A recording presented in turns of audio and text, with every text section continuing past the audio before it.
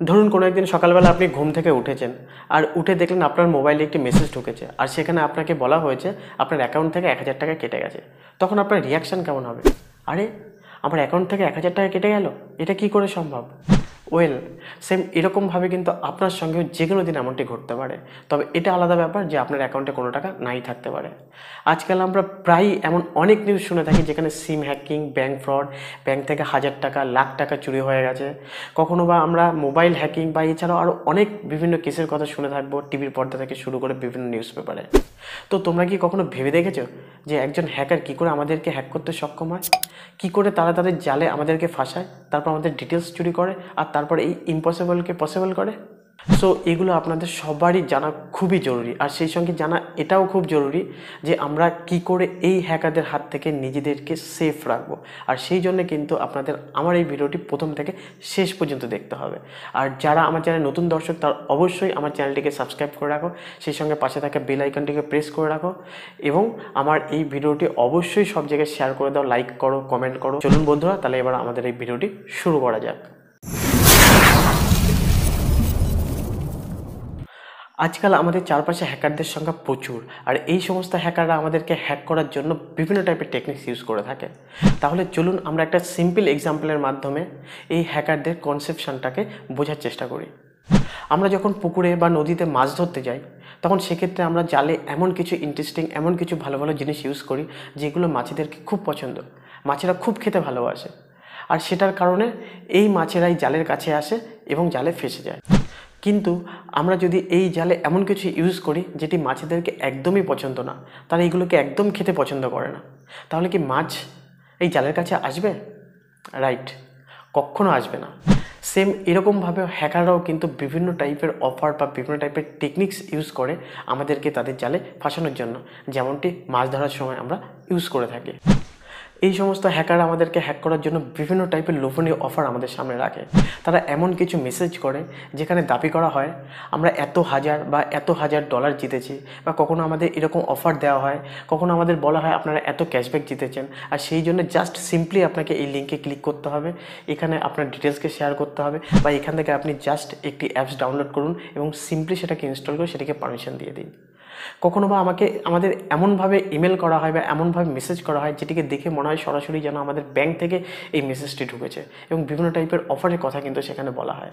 বিভিন্ন টাইপের রেপুটেড যে কোম্পানিগুলো আছে সেখান থেকেও কিন্তু তারা এমনভাবে মেসেজ কপি করে সেন্ড করে যেন মনে হয় সত্যি সেই কোম্পানিগুলো থেকে কিন্তু আমাদেরকে মেসেজ করেছে। আর সেখানে সিম্পলি আমাদেরকে দাবি করা হয় যে আপনারা এই লিঙ্কে ক্লিক করুন, আপনাদের ডিটেলস শেয়ার করুন বা কোনো অ্যাপস ডাউনলোড করুন এবং সিম্পলি তাকে পারমিশন দিয়ে দিন। আর কখনো কখনো বা আমরা কিন্তু ভুল করে সেই অ্যাপসকে ডাউনলোড করে ফেলি এবং তাদের পারমিশনও দিয়ে দিই। এছাড়াও আমাদের মধ্যে কিন্তু অনেকে রয়েছে যারা পেইড অ্যাপস ফ্রিতে ডাউনলোড করার জন্য বিভিন্ন টাইপের থার্ড পার্টি ওয়েবসাইট ইউজ করে এবং সেখান থেকে তারা বিভিন্ন টাইপের মডিফাইড অ্যাপস বা মডিফাইড সফটওয়্যার ডাউনলোড করে এবং সিম্পলি সেগুলোকে ইনস্টল করে পারমিশন দিয়ে দেয়। আদৌ সেই সমস্ত ওয়েবসাইট কি ট্রাস্টেড? আর সেই সমস্ত অ্যাপসগুলো যদি আদৌ হ্যাকাররা তৈরি করে থাকে তাহলে আপনিও বুঝতে পারছেন যে আপনার সাথে কী হতে পারে। আপনার মোবাইলটি কিন্তু সম্পূর্ণভাবে হ্যাকারদের আন্ডারে চলে যেতে পারে। আপনার মোবাইলের কিন্তু সম্পূর্ণ অ্যাক্সেস কিন্তু হ্যাকাররা পেয়ে যেতে পারে। আর এই ধরনের অ্যাপসগুলোকে কিন্তু আমরা স্পাইওয়্যার অ্যাপস বা স্পাইওয়্যার সফটওয়্যার বলে থাকি। আর আপনি কিন্তু ইন্টারনেটে এই টাইপের স্পাইওয়্যার সফটওয়্যার বা অ্যাপস প্রচুর পরিমাণে পেয়ে যাবেন। হ্যাকারদের উদ্দেশ্য, অর্থাৎ হ্যাকাররা যদি কোনো না কোনোভাবে এই টাইপের সফটওয়্যার আমাদের মোবাইলে ইনস্টল করাতে পারে তাহলে কিন্তু তাদের কাজ কমপ্লিট। তারা ঘরে বসে ইন্টারনেটের মাধ্যমে আমাদের মোবাইলকে কিন্তু সম্পূর্ণ অ্যাক্সেস করতে পারবে।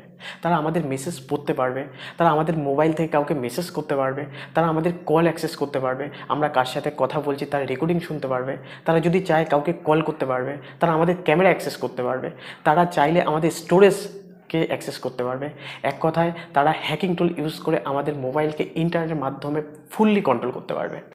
সো এটা অ্যাটলিস্ট বোঝা গেল যে কোনো হ্যাকারকে কোনো মোবাইলকে হ্যাক করতে গেলে সেই মোবাইলে কোনো মেলিসিয়াস অ্যাপস বা কোনো স্পাইওয়্যার অ্যাপসকে কিন্তু ইনস্টল করাতেই হবে।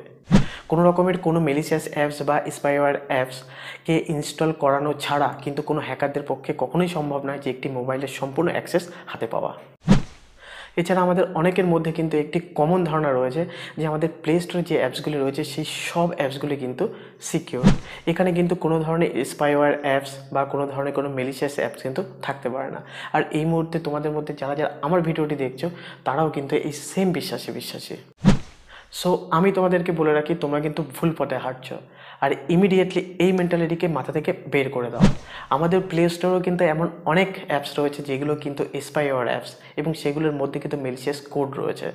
আর সেই সমস্ত অ্যাপসগুলোকে যদি আমরা সিম্পলি ডাউনলোড করে সেগুলোকে পারমিশন দিয়ে দিই, তাহলে তোমরা বুঝতেই পারছো যে আমরাও কিন্তু হ্যাক হয়ে যেতে পারি এই প্লে স্টোরে অ্যাপসের জন্য, এবং সেক্ষেত্রে কিন্তু আমাদের ডেটা কিন্তু চুরি হয়ে যেতে পারে, এবং এই সমস্ত ডেটা কিন্তু হ্যাকাররা তাদের সার্ভারে নিয়ে যেতে পারে, এবং তারপর কিন্তু আমাদের একটি বড় মূল্য চুকাতে হতে পারে।